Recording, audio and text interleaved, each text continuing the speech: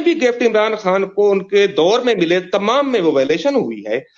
Rules of procedure तोशा खाना office memorandum के मुताबिक पाकिस्तान का वजीर आजम या कोई भी हुकूमती ओहदेदार जब गैर मुल्की दौरे पर जाता है और वहां तोहफा रिसीव करता है, तो उस मुल्क के अंदर मौजूद पाकिस्तान का एम्बेसडर ये पाबंद है, उसकी ओब्लिगेशन है कि वो तोशा खाना के इंचार्ज को उन तहफ की एक रिपोर्ट बनाकर भिजवाए। लेकिन इमरान खान ने एम्बेसडर को रोक दिया, हमारे सफीर को रोक दिया कि अगर रिपोर्ट भिजवाई तो ट्रांसफर कर दूंगा। पहली वायलेशन ये हुई है, ये लॉ की भी वायलेशन है और संगीन वायलेशन है। नंबर 2, कानून का तकाजा था कि सऊदी वली अहद से मिलने वाले तहफ इमरान खान जो वफद में काबीना डिवीजन का एक डेजिग्नेटेड ऑफिसर होता है या पीएम ऑफिस का डेजिग्नेटेड ऑफिसर होता है, उसके सपुर्द करते हैं और वो ऑफिसर वतन वापस पहुंचने पर वो तहफ तोशा खाना में जाकर रखवा देता। ये है कानूनी प्रोसीजर। लेकिन इमरान खान ने वो उस ब्यूरोक्रेट को तहफ हैंड ओवर करने की बजाय अपने जाती लगेज में रख दिए और अपने घर बनीगाला ले गए। ये दूसरी वायलेशन हुई है। तीसरी वायलेशन इमरान खान ने यह की है कि रूल्स के मुताबिक होना यह चाहिए था कि 2019 में सऊदी वली अहद से मिलने वाले तहफ पहले तोशा खाना में जमा होते और फिर रेसिपिएंट यानी इमरान खान तहरीरी दरखास्त देते उनकी रिटेनिंग के लिए और एक साथ में बयान हल्फी भी सबमिट करते। मगर ऐसा नहीं हुआ। जबानी कहने पर रिटेनिंग की रस्मी कार्रवाई पूरी की गई। इमरान खान की तरफ से रिटेन करने की कोई रिटर्न एप्लीकेशन और बयान अल्फी या अंडरटेकिंग जमा नहीं करवाया गया। ये तीसरी वायलेशन थी। अच्छा, चौथी वायलेशन इमरान खान ने यह की है कि तहफ रिटेन करने के लिए दरखास्त मौसूल होने के बाद इंचार्ज तोशा खाना 15 रोज के अंदर रूल्स के मुताबिक एफबीआर से और प्राइवेट मार्केट से अप्रेजर बुलाता और वो दोनों अप्रेजर उन तहफ का एग्जामिनेशन और प्राइस एवेल्यूशन करके एक प्राइस असेसमेंट अपनी अपनी करते। ये चौथी वायलेशन हुई है कि इन तहफ की जो भी इमरान खान को तहफ मिले उन्होंने रिटेन किए, अप्रेजल नहीं हुआ है उसका। ना तो एफबीआर से अप्रेजर बुलाया गया और ना ही ओपन मार्केट से अप्रेजर बुलाया गया। बल्कि जब मुझे नैब ने बुलाया था तो 3 तहफ की अप्रेजल बताई मुझे डीजी नैब ने। मैंने कहा दिखाएं मुझे। ये कैरी ऑन रखिएगा। इससे पहले मैं सवाल ये करना चाह रहा था, ये आपको कोई प्रॉब्लम तो नहीं होगी? ये सब जुडिस केस तो नहीं है कि आप उसमें कोई फरीक तो नहीं है? नहीं, कोई सब जुडिस नहीं है, ये अंडर इंक्वायरी केस है। ठीक। अच्छा, मुझे डीजी नैब ने कहा कि 3 तहफ जो ग्राफ की घड़ी है और 2 रोलेक्स की घड़ियों के अप्रेजल मौजूद है। मैंने कहा दिखाएं तो सही उनको। जब उन्होंने फाइल मंगवाई और मुझे दिखाया तो वो व्हाइट पेपर के ऊपर बॉल पेन से लिखा गया था अप्रेजल बाई एफबीआर। नीचे लिखा हुआ है 1 रेस्ट वॉच ब्रैकेट में ग्राफ और आगे कीमत लिखी हुई है 8 करोड़ समथिंग। नीचे किसी के सिग्नेचर नहीं है, आप यकीन करेंगे? नीचे किसी के सिग्नेचर नहीं है, कि डेट नहीं है, कोई नाम नहीं लिखा। मैंने कहा सर ये तो जाली अप्रेजल है। तो हुआ ये कि उन 3 तहफ की अप्रेजल, उस वक्त मोहम्मद आहद नाम था उनका, डिप्टी सेक्रेटरी इंचार्ज तोशा खाना थे, उन्होंने जाली बनाकर फाइल पे रख दी। ये कौन से डिवीजन के अंडर आता है जी तोशा खाना? ये कैबिनेट डिवीजन के अंडर। कैबिनेट डिवीजन, ठीक। अच्छा, 5वीं वायलेशन ये की कि होना ये चाहिए था कि रूल्स के मुताबिक तोशा खाना की प्राइस एवेल्युएशन कमेटी बनाई जाती जो एफबीआर अप्रेजर और प्राइवेट अप्रेजर की तयन करदा कीमतों का जायजा लेकर एक हतमी कीमत की मंजूरी देती। लेकिन वो कमेटी नहीं बनाई गई। उसकी अप्रूवल के बगैर ही रिटेनिंग की कार्रवाई पूरी कर ली गई। ये थी 5वीं वायलेशन। सही। 6ठी वायलेशन ये की गई कि तोशा खाना rules of procedure office memorandum में तरमीम करके इमरान खान की हुकूमत ने ये दिसंबर 2018 में रिटेनिंग फीस 20% से बढ़ाकर 50% कर दी थी। ठीक। लेकिन 2019 में ये जो ग्राफ का सेट मिला था सऊदी वलीयत से इमरान खान को, ये 2019 के मिड में मिला था। ये इन्होंने 20% पेमेंट पर रिटेन किया, यानी अपने ही बनाए हुए कानून की इन्होंने खिलाफवर्जी कर दी। अच्छा, 7वीं वायलेशन इन्होंने ये की कि ग्राफ कंपनी का जो टेलर मेड डायमंड सेट था, जिसकी अप्रॉक्सीमेटली कीमत $12 मिलियन थी मार्केट प्राइस, वो 2 करोड़ रुपए की मामूली रकम देकर इन्होंने जो रिटेन किया, उसकी पेमेंट 2 करोड़ रुपए की इन्होंने अपने अकाउंट से या अपने नाम पर पे ऑर्डर के जरिए नहीं की, बल्कि अपने फ्रंट मेनू के जरिए पेमेंट करवाई इन्होंने हर गिफ्ट। ये 7वीं वायलेशन हुई सर। हालांकि रूल्स कहते हैं कि जो रिटेन कर रहा है वही पेमेंट करेगा।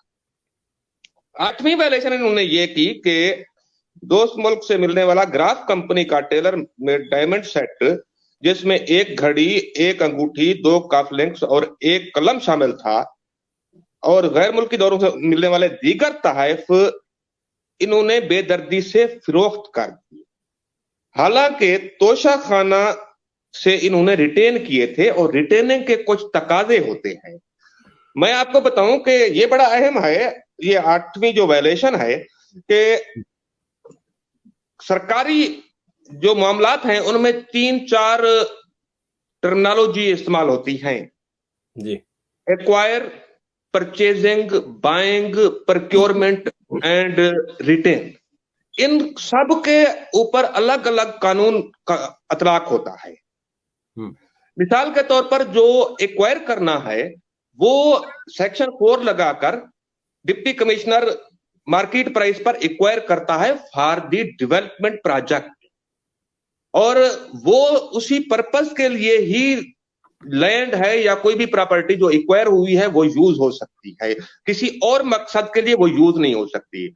इसी तरह परचेजिंग है। अब बाइंग क्या है, मैं आपको बता दूं कि पाकिस्तान में ग्रेड 17 या इससे ऊपर के अफसरान जो है, ये अपने ऑफिस की छोटी मोटी जरूरियात के लिए 10,000 रुपए की एट ए टाइम खरीदारी कर सकते हैं, जिसके लिए इन्हें ऊपर किसी की मंजूरी की जरूरत नहीं होती, खुद इसकी अप्रूवल दे सकते हैं। इसको बाइंग कहते हैं।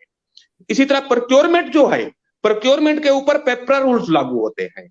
इसी तरह रिटेन जो है, रिटेन के ऊपर रिटेन की ये रेशनल है कि बंदा बयान हल्फी पर लिख कर देता है, क्योंकि ये तोहफा मैंने एक अहम शख्सियत से हासिल किया है, ये मेरे लिए यादगार है और इसको मैं अपने पास रखना चाहता हूं, इसलिए मैं इसको रिटेन कर रहा हूं। इसके ये मुझे बताएं कि जब वो रिटेन कर रहा है ये कहकर कि मैं इसको अपने पास रखना चाहता हूं, उसमें बेचने की कहां से उसको इजाजत मिल गई है? और कभी आज तक दुनिया की तारीख में किसी वजीर आज़म ने तोहफा भी बेचा है? तो ये कानून की खुला खिलाफ वर्जी है तोहफा बेचना। अब मैं आता हूं 9वीं वायलेशन जो की है, 9th वायलेशन, वो ये की है कि इन्होंने जो सऊदी वली अहद का ये ग्राफ का सेट दुबई में बेचा है एक पाकिस्तानी नयाद बिजनेसमैन उमर फारूक जहूर के पास, तो ये इनके जो SAPM जुल्फी बुखारी और फ्रंट वुमेन फर्रा गोगी थी, एक पाकिस्तान के बड़े प्रॉपर्टी टाइकून के निजी जहाज के ऊपर लेकर गई। और कोई भी कीमती चीज जब आप बाहर भिजवाते हैं बेचने के लिए, तो सेक्रेटरी कॉमर्स से NOC लेना जरूरी होता है। एक एक्सपोर्ट के हवाले से NOC होता है।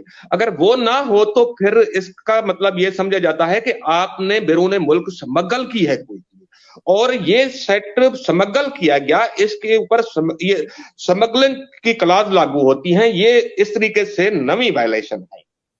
10वीं वायलेशन ये की है इमरान खान ने कि जब ये ग्राफ का सेट दुबई ले जाया गया तो इन्होंने ये ग्राफ कंपनी जो मैन्युफैक्चर जिसने किया था उसके शोरूम पर फरोख्त करने की बजाय एक पाकिस्तानी नयाद बिजनेसमैन उमर फारूक जहूर के हाथों 75 लाख दिरहम में बेच दिया, क्योंकि इनको पता था कि हम ये चोरी का माल फरोख्त कर रहे हैं, इसलिए ये कंपनी के शोरूम पर नहीं गए, क्योंकि इनको मालूम था कि कंपनी खुफिया कोड मालूम कर लेगी, खुफिया कोड स्कैन करके जो असल खरीदार था उस तक पहुंच जाएगी और उसकी रजामंदी पूछेगी कि क्या वाकई आपने भेजा है इसको फरोख्त करने के लिए। अगर वो रजामंदी शो ना करते तो ये जब्त हो जाता और वापस सऊदी वली अहद के पास ये चला जाता, इनको फूटी कोड़ी भी ना मिलती, इसलिए इन्होंने कंपनी शोरूम पर नहीं बेचा। ये एक वायलेशन है। अच्छा जी, 11वीं वायलेशन मैं आपको बताऊं।